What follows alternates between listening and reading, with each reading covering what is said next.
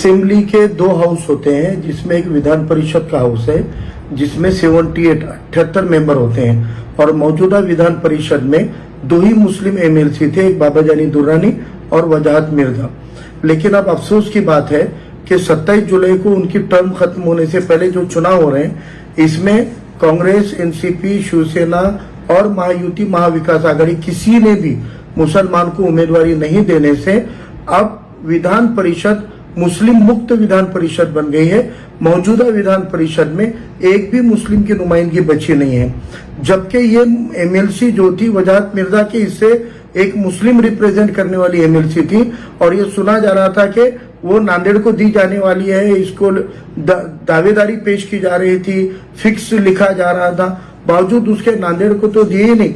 लेकिन जिस महाराष्ट्र के अवाम ने कांग्रेस, एनसीपी, महाविकास आघाड़ी ने एक भी उम्मीदवारी नहीं दी थी, उसको एक गट्ठा वोट दिया, और जिन पार्टियों ने नुमाइंदगी दी थी उनको वोट नहीं दिया।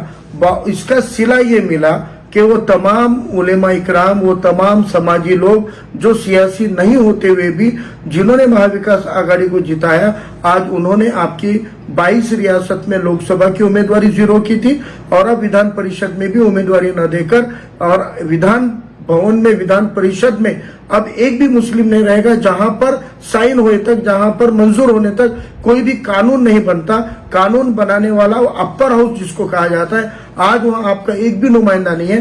तो आपकी नुमाइंदगी अगर इस तरीके से जो पार्टियां जो विचारधारा खत्म कर रही है, आप उसके पीछे कब तक खड़े रहना है। हम देख रहे थे कई दिन से नांदेड़ से हम पीछे लगे हुए हैं। आपको किसी के पीछे माजूर होने की, भीख मांगने की, कटोरा लेके जाने की कोई जरूरत नहीं है। आपके वोटों के दम पर ये चुन के आते हैं।